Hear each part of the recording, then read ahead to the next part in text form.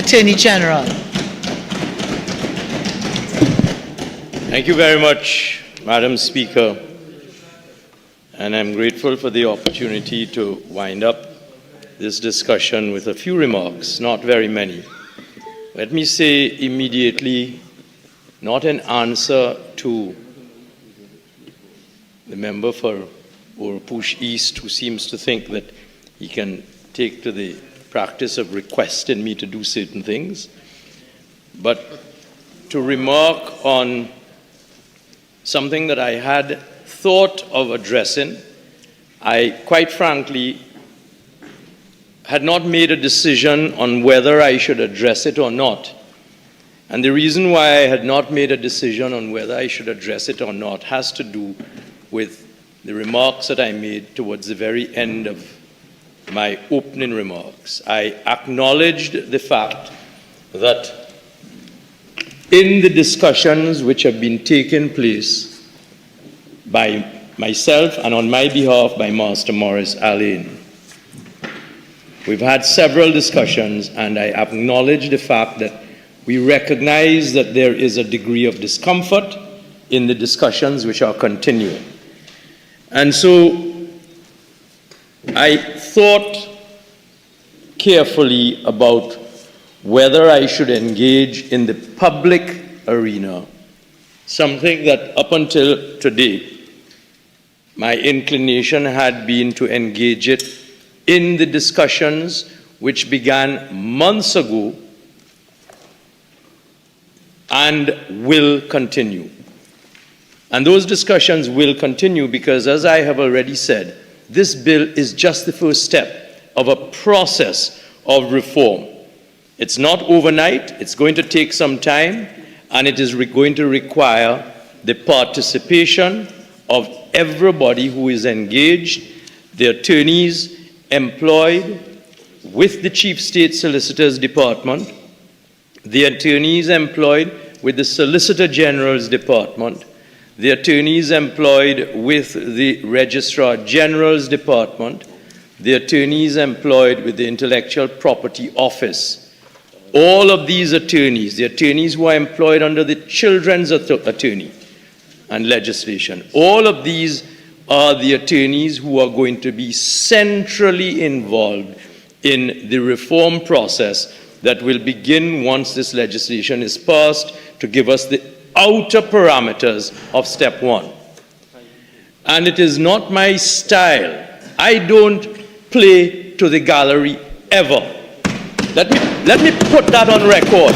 Let me put that on record, Madam Speaker. I challenge anybody in the 40 years of practice to produce one picture of me in my years of practice posing outside a courthouse with my bag over my shoulder and hugging up clients whose cases I've won. I do not play to the gallery.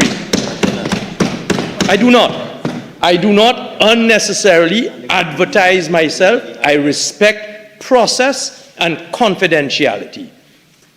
And in this undertaking that we have commenced with the Stanley John report, process and confidentiality is very important because we recognize that we are introducing changes which are going to affect people's lives, affect people's livelihood, affect people's sense of their status, and these are things from a human resource, human management, performance management perspective have to be addressed carefully and delicately.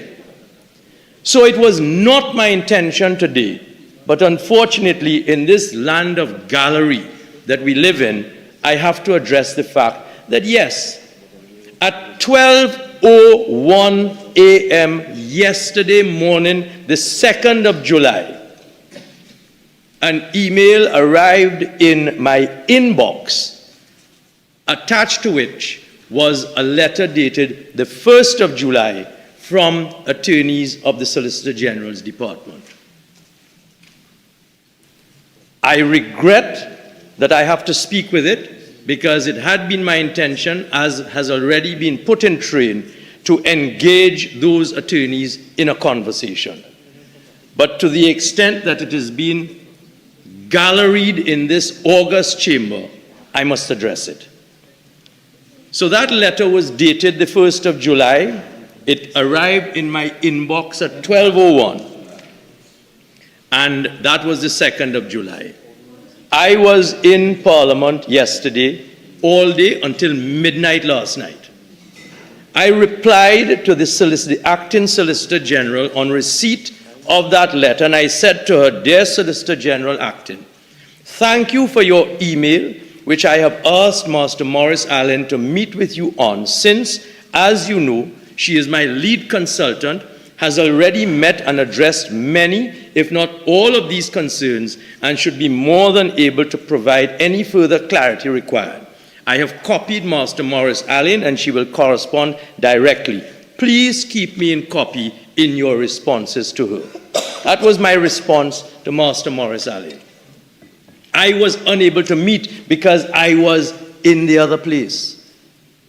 I was engaged in the people's business. But I recognize, having received this letter in my inbox at 12:01 a.m. yesterday morning, that I had to engage.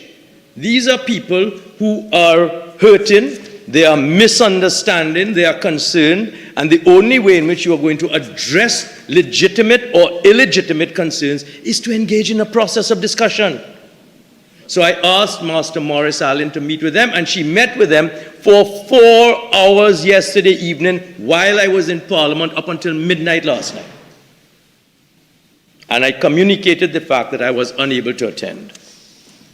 Regrettably, and I have to say this, but I'm going to say it softly, because I don't state this as a judgment, but it is important for the record, because mischievously persons are trying to suggest that this letter somehow or the other betrays the process that I have been engaged in for the last several months, a process of consultation, discussion, and engagement with all of the attorneys of the Chief State Solicitor's Department, all of the attorneys of the Solicitor General's Department, the attorneys of the Registrar General's Department, the attorneys of the Intellectual Property Office, on the exercise which this bill is just the first step of.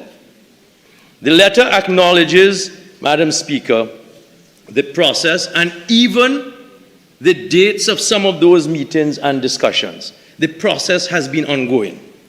The letter addresses the reason, following consultation, why the international brand of Solicitor General was retained. That was a representation made to me by the staff of the Solicitor General, and I accepted it. That is to say, the Office of Solicitor General is an internationally recognized office, and we would like you to keep the name. So we have kept the name. That has emerged as part of a process of consultation. The letter misstates the fact of my engaging the process of consultation, but I'm not going to go into details. Suffice it to say, Madam Speaker, I invited the Solicitor General Acting, the Chief State Solicitor, the Registrar General, and the Controller of the Intellectual Property Office to attend the Legislative Review Committee meeting which scrubbed the bill that is before this House today. And they participated and did not object.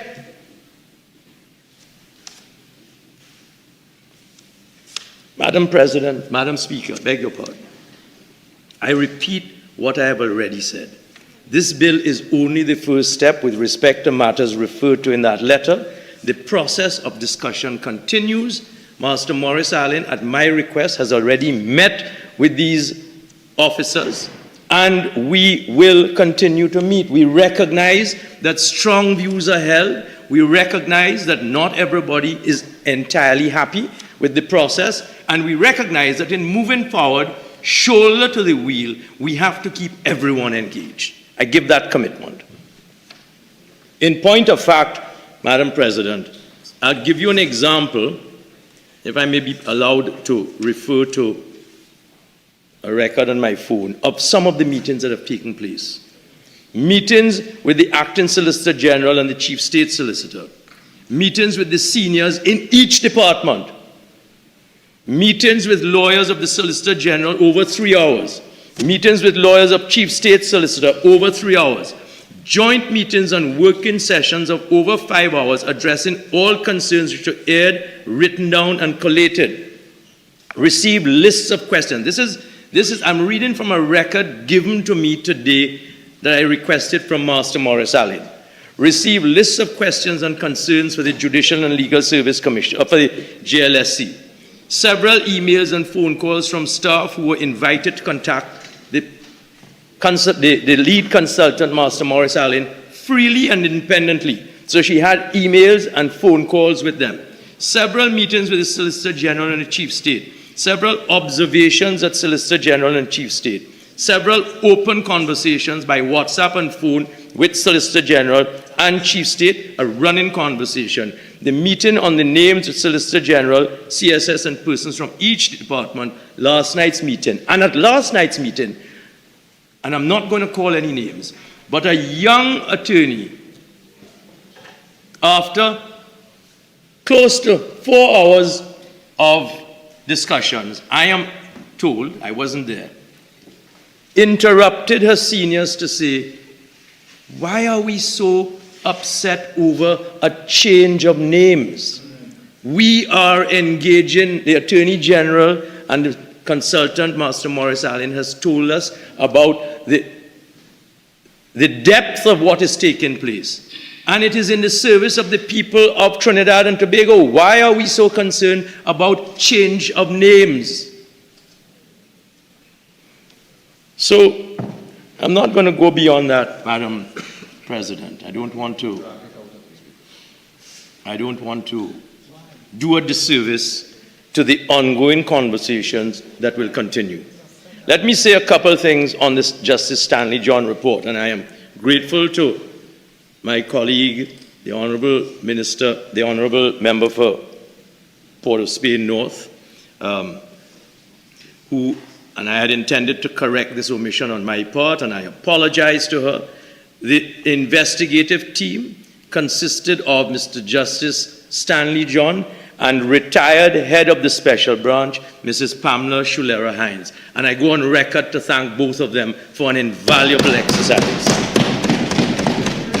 And let me say further, for the record here today, that on my behalf, when the member for Oropouche East talks about a secret report, on my behalf, Master Morris Allen has met with the heads of the departments and has discussed the parts of the Stanley John report with them. So it's not a secret report. What I have not done, and I will not do, is to hang it out into the public so that people can run around the country taking select bits and pieces out of it and maligning people's names. Because that is the practice that the other side engages in.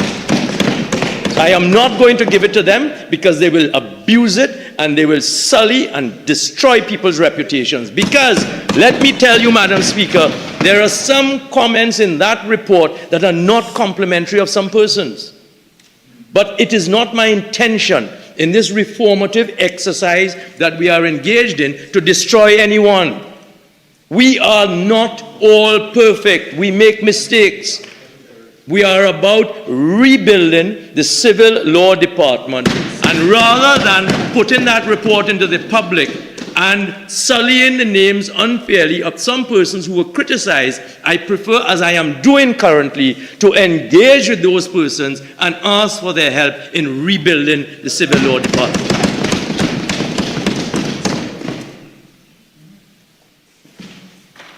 The member for Barataria San Juan allowed himself to make some remarks, Madam Speaker. And the member for San Fernando West dealt with it well. One of the remarks has to do with the Children's Authority. The member for Barataria San Juan allowed himself to utter an implied criticism of the plan to merge the departments and to include in the departments when he spoke to the fact that officers of the Civil Law Department, Solicitor General, are accustomed to dealing with important public law cases. So how can you bring children's attorneys into the Civil Law Department? Implied in that was a criticism of the quality of children's attorneys. And what the member fails to give credit to is the fact that the children's authority, the children's legislation, the family courts of this country, which have been developed and built out by the Honorable Chief Justice in the reform that he has been continuing with of the judiciary, plays a very important role in restoring part of the fabric of this society that is under threat, the fabric being the family. Young children, young people, estranged partners of children are in our family courts bitter and tearing at each other and destroying lives of young children, and it requires a very sensitive family court to manage those conflicts. I have visited those courts. When I first took office, I went and visited those courts. They employ trained psychotherapists, trained psychologists, trained psychologists to deal with young children who come in custody battles, young children who come in from the jails, as part of an exercise to help them build a future for themselves, not to be cast out as somehow or the other rejects of our society. And the children's attorneys in this country have as important a role to play in the civil justice and family justice system as any lawyers who deal with high-powered public law cases. So they belong in the civil law department. And as the member for San Fernando West pointed out, there is a careful differentiation of the roles. At the end of the day, the head of the department, the Solicitor General, will, on a case-by-case basis, assign cases to persons who have the training and the empathy and the psychological health to deal with family matters as children's attorneys. So that the attorneys in the civil law department who are being misled by misguided advice that they seem to be getting are not going to have their important public law cases taken away from them if they are good at that.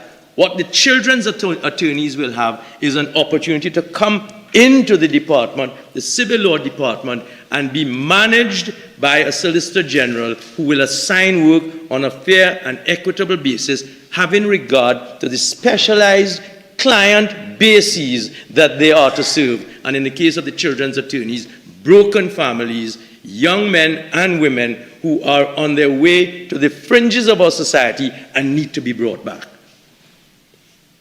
Let us not do a disservice to the children's attorneys. Another criticism that has been made by the members for Barataria, San Juan, and Oropouche East is to suggest that there is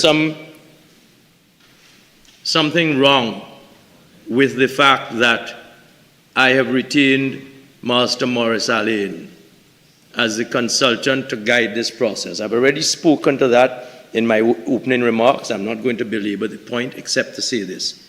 Her date of engagement is the 5th of April 2024. Before that, I was speaking with her, but she was engaged on the 5th of April 2024, and she has been engaged because, in case the member for Barataria San Juan doesn't know, or the member for Oropouche East doesn't know, she happens to be an attorney at law. That's legal services that are exempt from under the procurement legislation. So I didn't have to go through a procurement process to employ an attorney at law, because that is part of the exemption under the procurement legislation. Another disservice that was done today, and it is why I'm not going to put the Stanley John report into the public. Any slightly gratuitous, slim opportunity to bad talk and malign people is taken by those on the other side. I have sat in this house, Madam Speaker, and in the other chamber for 2 years now, and I find myself in disbelief as I listen to them, because they are not doing the service to the country that they are elected to do. They are about themselves. The Office of Chambers Director that is at the moment being provided for in Clause 5 of the bill before us. The Judicial and Legal Service Act is amended, and at Section 12 is to be amended by inserting immediately after subsection 4 the following subsections. 4A. I have two remarks to make on this. 4A, I'm going to read it, because so many of us seem to want to make wise pronouncements without reading the dotted line. 4A. There shall be a chambers manager who shall, that's in the mandatory terms, shall, in accordance with the general or specific directions of the Solicitor General, provide certain services.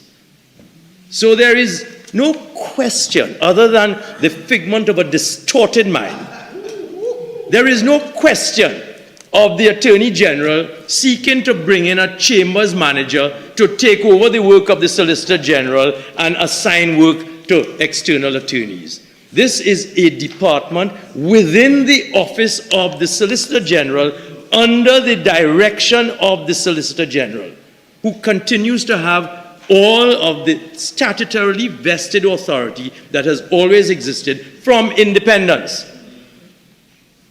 And that chambers manager shall provide administrative support, including strategic and operational planning, to the Department of Civil Law. Now, what is wrong with that?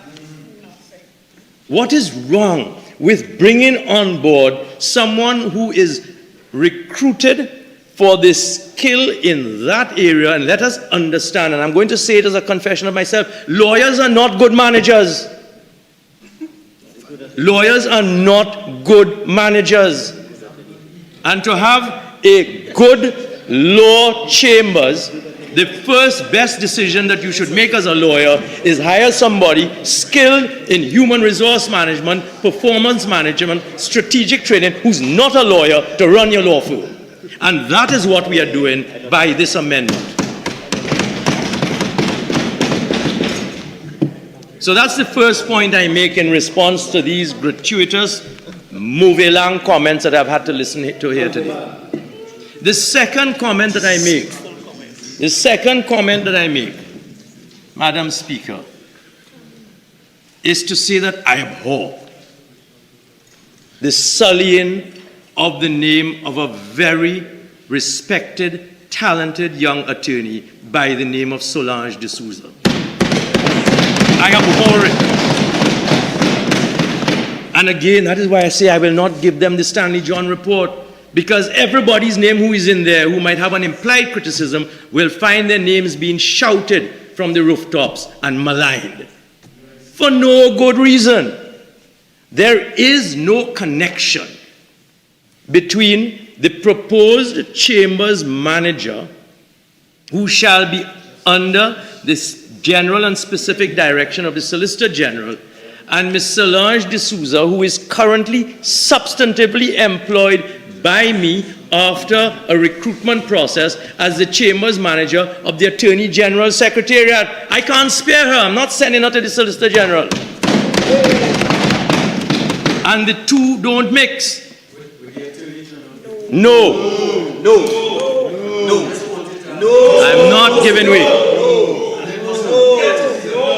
And the fact that Ms. D'Souza, at an earlier point in her life, had the courage as a young woman to put herself up for public office to earn a pittance of what she could otherwise earn as an attorney at law is to her credit. When you have nothing to say, don't say anything, but don't just use the opportunity to malign people. And the last thing that I'm going to say, Madam Speaker, before I take my seat, is to refer to a document in a particular context. There have been a number of speakers on the other side today. I've replied to those who spoke, albeit I criticized them, to offer some substance. One of the speakers, and this is what I respond to, rose to compliment my colleague and member of the inner bar, Mr. Keith Scotland, for the award to him of silk. And there is a lot of debate in the society over the last couple of weeks about appointments of senior counsel. The honorable member who offered the congratulations purported to read the letter I've spoken to, but she fumbled through it. And I just want to read for the public to reflect on the qualifications. This is order number 282, published in the Trinidad and Tobago Gazette, Extraordinary, volume 3, number 18, on the 15th of February, 1964. Since 1964, these are the qualities. Applicants for senior counsel are expected to meet the following requirements. A, professional eminence and distinction, which establish them as leaders of the profession. B, sound intellectual ability. I repeat that. Sound intellectual ability and a thorough, comprehensive, and up-to-date acknowledgement of law and practice in the fields in which they practice.